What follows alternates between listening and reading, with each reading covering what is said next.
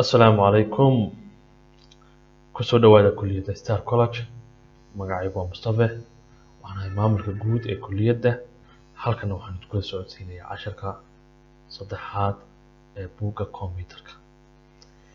Waxaan soo dhiganay casharkeenii ka horreeyay oo kusoo dhiganay computer, documenting, recycle bin iyo star iyo afarta hab ee star menu-ga lagu soo furo. hal qodob waxaanu ku isticmaalaynay keyboardka. saddexda kalena waxaan isticmaalaynay hal qodob waxaan isticmaalaynay mouse-ka. saddex kalena waxaan isticmaalaynay keyboardka. casharkeenu maanta wuxuu khuseeyaa haddaba sidee kombiyuutarka loo baktiyaa. inta badan ardaydu way yaqaanaan sida loo shido, meesha laga shido, laakiin meesha laga shido lagama baktiyo kombiyuutarka. Stepska lagu baktiyo sida kombiyuutarka loo baktiyo waxaan raacaynaa saddexdan hab. waxaan tegaynaa start buttonka oo aynu naqaano. waxaan tegaynaa power baynu kasii dooranaynaa, kabacdina shutdown. saa u samayno star ayaad imanaysaa, kabacdi power ayaad ku dhufanaysaa oo kan ah, kabacdi waxaad ka dooranaysaa shutdown haddii aad baktinayso. haddii aad restart ku samaynaysaa restart, haddaad sleep siinayso oo shaqada uu hayo aad doonaysa inuu joojiyo ood ka yar nasanayso ama aad isagana laftigiisa nasinayso, sleep aad ka dooranayso.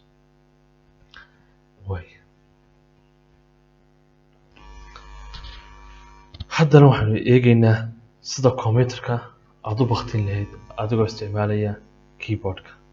si aad kombiyuutarka u baktiiso waxaad taabanaysaa alta iyo F4. alta iyo F4 marka aad taabato waxaa kuu soo baxaya shutdown. altaad qabanaysaa, kabacdina F4 waxaa kuu soo baxay shutdown.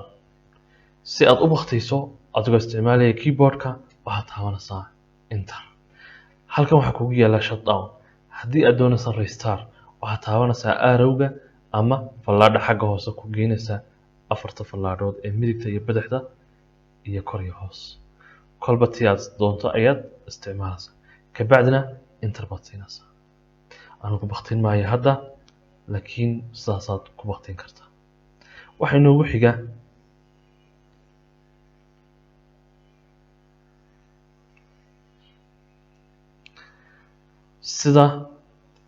sida loo raro taskbarka.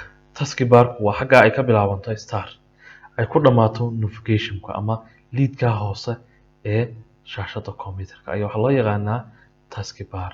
see loo qaadqaadaa sida halkan kaaga muuqato waxaad geyn kartaa bidixda, midigta, xagga sare iyo xagga hoose uu yaallo intaba waad ka qaadi kartaa. si aan u qaadno waxaan dul imanaynaa taskbarka. halkan markaan nimaadno waxaan mooska qaybta bidixda ku dhufanayaa, kabacdina waan haynayaa. waxaan u dhaqaaqayaa jihada aan doonaya inaan geeyo. waan ku dhuftay, aniga oo haya mooska ayaan jihada aan doonayo u dhaqaajinayaa. waxaad arkaysaa inaanu qaadmaynin. haddii aad aragto inaanu qaadmaynin oo ku diidayo waa uu xaniban yahay. xanibaadda waa inaad ka qaado.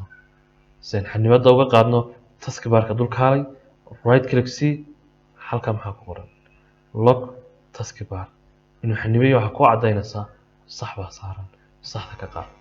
hadda waxaan isku dayaynaa inaanu ka qaadno. kusoo noqo taskbarka, korojiid ilaa iyo xagga aad doonayso u tago. waxa uu fadhiistay xagga sare imiga, waad ka soo qaadi kartaa. waxaad keeni kartaa bidixda, halkaa bidixdu fadhiya waad ka soo qaadi kartaa. waxaad keeni kartaa midigtu fadhiya. sidaasaad jihooyinka aad doonto kolba mid aad u geyn kartaa. marka aad ku qanacdo meesha aad doonayso inaad dhigto unbaad sii deynaysaa. inta kale waxaad haynaysaa mooska dhanka bidixda. si degdeg ah loogu qariyo taskbarka in laga dhigo sida waxa loo yaqaano automatically hide, automatically show. inuu si automatic isku qariyo, si automatic uu soo baxo. si aan taa u samayno waxaan tegaynaa taskbarka ayaan tegaynaa. waxaan ka dooranaynaa settingska, kabacdi waxaan raadinaynaa meesha ay ku taalo automatically hide taskbar ayaan raadinaynaa. سنتاو سمينو حنمانينا تاسك بارك رايت كليك ده كبعدنا تاسك بار settings ka ku dhufanaysa kabacdina halka ugu sareysa waxa ku yaala automatically hide task bar on bay inaga inoo tahay si aan u qarino waxaan ka dhigaynaa off markaan ka dhignay waxa qarsoomay task barka si aan kan iskaga xiro close task barka waa qarsoon yahay xilmu soo baxaya markaan dul nimaadno waa u soo baxaya markaad ka dhaqaaqdana waa is qaranaya sidaa awgeed task barkaaga waad qaadi kartaa waad qarin kartaa maxay noogu xiga waxay noogu xiga sida loo qariyo ama loo muujiyo saacadda codka ama volume-ka internetka iyo waxyaabaha la midka intaynaan intaa qarin waxa aynu xaggiisa ku soo celin doonaa oo soo muujin doonaa task barka waayo waxay inoo yaalaan intaas waxay noo taalaa task barka waa kuwan saacadda internetka waxyaabaha soo dhammaan doonaynaa inaan qarino si aan horta task barka u joojino right click dheh waxaad tagtaa task bar settingska kabacdina halkan ayaa waxaan leenahay off so task barku inoogu joogo si haddaba aan u qariyo kuwani waxaan ku noqonayaa isla task bar settingska right click task bar settings kabacdi hoos baan u soconayaa ilaa aan ka doorto oon arkayo turn system icons on or off kaasaan ku dhufanayaa mouska kabacdi saacadda haddaan doonayo inaan qariyo waxaan ka dhigayaa off markaan off ka dhigay saacaddii baa is qarisay network-aan qarinayaa sa network aan u qariyo waxaan ka dhigayaa off waxa is qariyey network-ii waxaan qarinayaa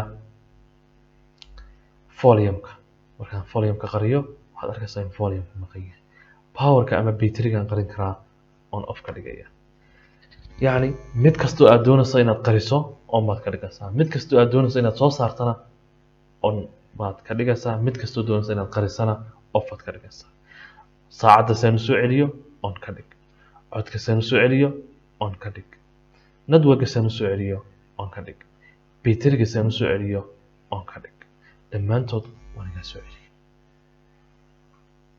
waxay noogu xigaa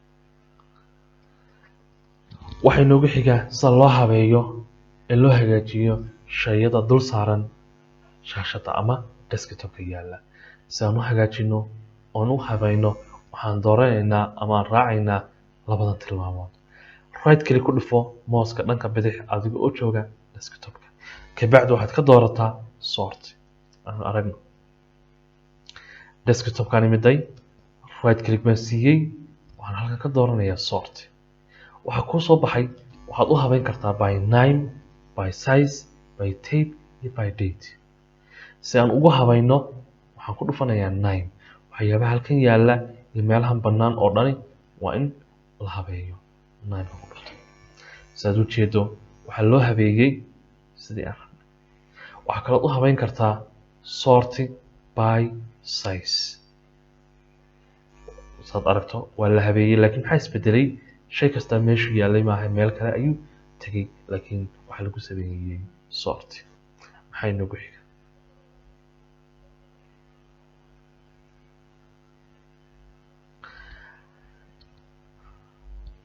haddii aynu habeynay hadda waxaan doonaynaa inaynu qarino dhammaan shay kasta oo yaala desktop-ka si aan u qarino saddexdan hab baan isticmaalaynaa ugu horreyn right click c desktop-ka meel ka mid ah kabacdi waxaan tegaynaa view kabacdi waxa aynu kusii dhufan doonaa show desktop icon si aynu u qarino ama aynu u muujino desktop-kii baan imiday right click dheh kabacdi view baad dul imanaysaa kabacdi show desktop icon waxaad ka qaadaysaa tigta kadib wax kasta oo desktop-ka ku yaalay waa isqariyeen si aan u soo celiyo waxaan raacayaa tilmaamta imiga right click view kabacdi show desktop icon-ka ayaan tigta saaraya wax kasta oo yaalay waa soo noqday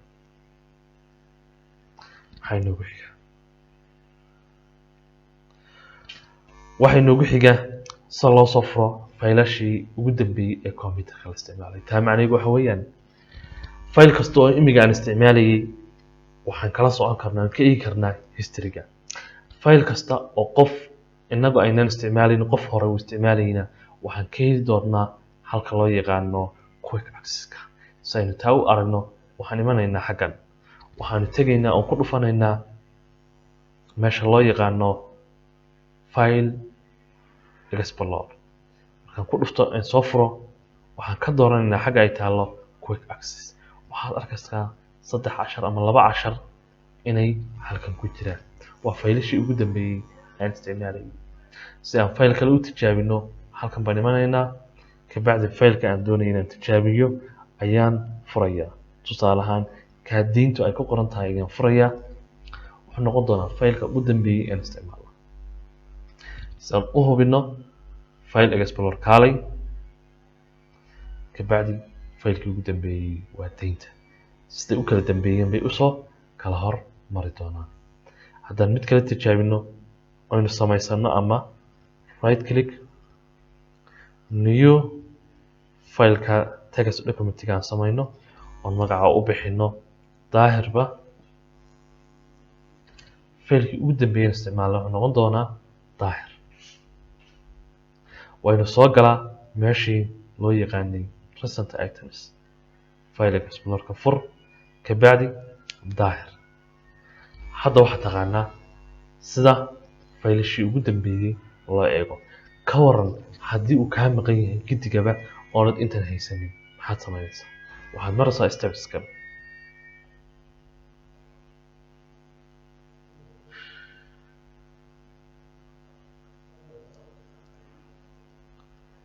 halkan ayaynu tegaynaa quick access-kaynu tegaynaa options-kaynu ka dooranaynaa show recent used files-ka ayaan kasii dooranaynaa. saynu taa u samayno file explorer-ka wuu inoo furan yahay oo waa kan quick access-kaan imanayaa right click baan leeyahay options baan ka dooranayaa ka bacdi halkan tick bay noo saaran. waxaa laga yaabaa in adiga ay tigtu kaa maqan tahay. sidaa awgeed markaad tigta saarto ama aad saxdo aad apply tiraahdo waxaad heli doontaa waxyaabaha loo yaqaano recent items. deedna waxaad leedahay okay. haddii aad kan weydo ood quick access-ka weydo waxaad ka soo saari kartaa view ka bacdi waxaad tegi kartaa halka ay ku qoran tahay options ka bacdi waxaad kasii dooran kartaa change folder ka bacdi waa kuu soo baxaya. haddii kaa laftigiisa aad weydo waxaad tegi doontaa ood raadin doontaa folder options. halka search ay ku taalo ayaan tegaynaa folder options. folder explorer options-ka markaan ku dhufto waxay noo soo baxayaa halkii aynu u soconay. ka bacdi tigta ayaad saaraysaa si aad u aragto ama aad u hesho waxyaabihii ugu dambeeyay ee la isticmaalay. apply okay baad kusii dhufan doontaa.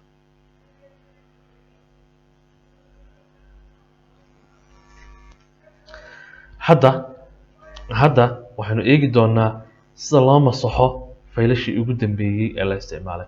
wax kastoo aad isticmaashay waanaad ka saari karto historyga si qofka kaa dambeeyay uuna u isticmaalin waxyaabihii ama aanu si fudud u helin waxyaabihii aad isticmaashay.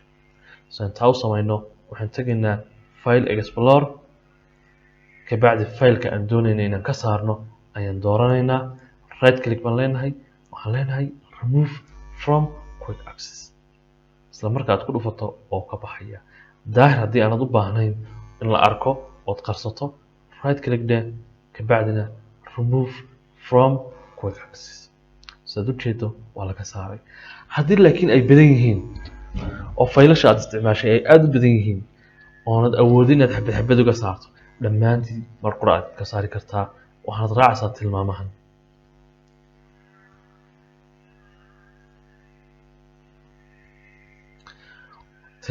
raacaynaa waxaan tegaynaa file explorer quick access-ka options view ka bacdi halkaas ayaynu clear ka dooran doonaa.